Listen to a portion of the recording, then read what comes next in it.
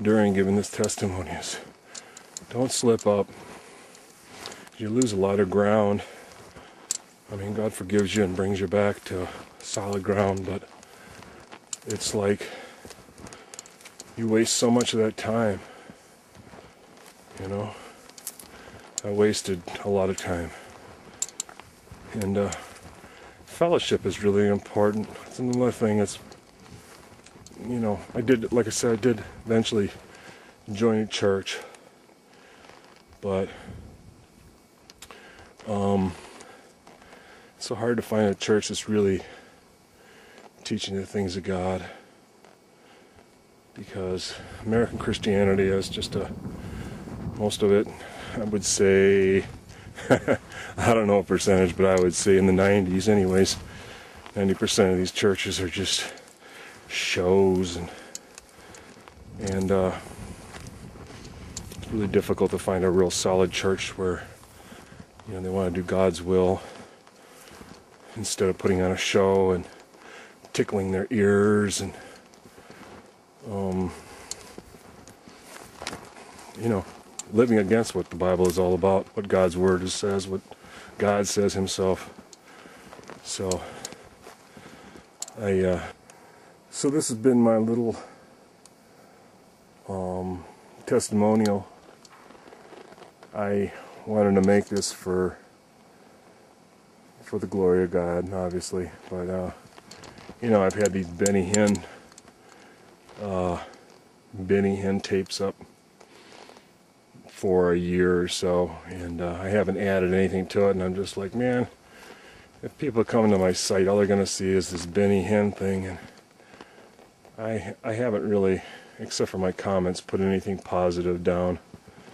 So I really felt like, you know, I've got to start, you know, exposing false prophets is part of God's work, but, you know, it needs to be done.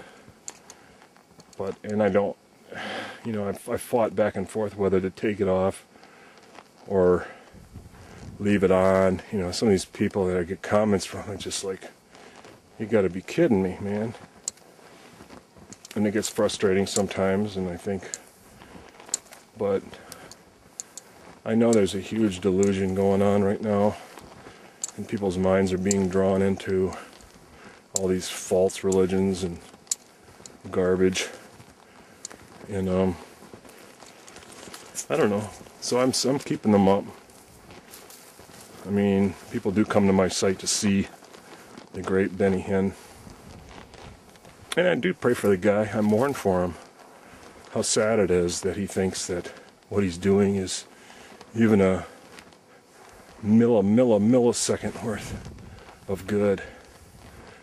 You know, it's just really sad. So that's kind of how I feel about it.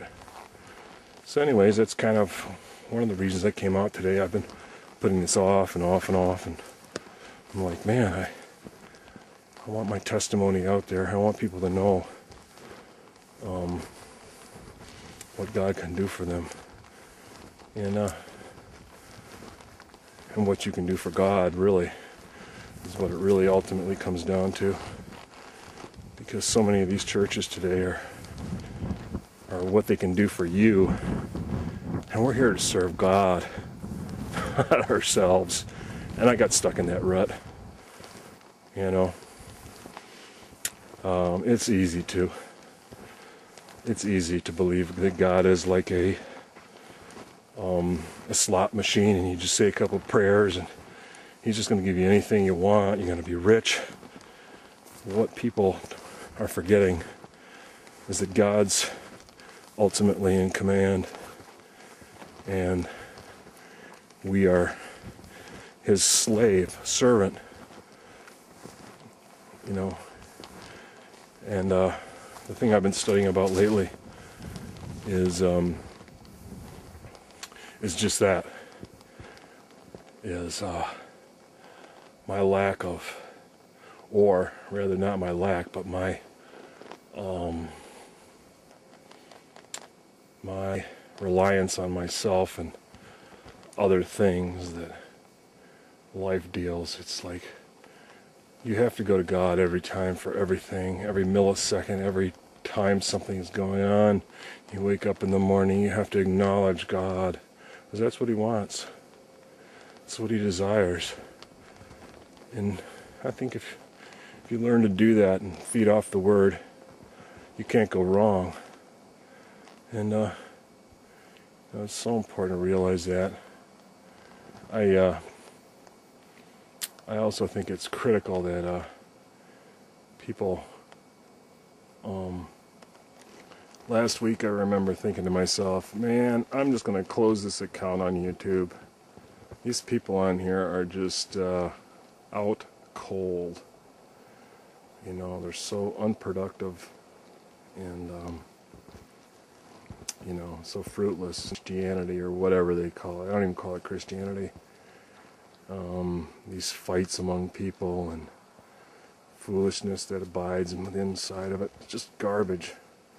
But there are some people and that enjoy this kind of thing, and you know, they really are searching for God, and you know, I hope to be an instrument for God and to, you know, show that God is real and He's true. That's my message. That's what God has given me to speak today. And God is true. And through all this beauty out here that you see, it just didn't happen by accident, trust me. Better yet, trust God. That's no joke.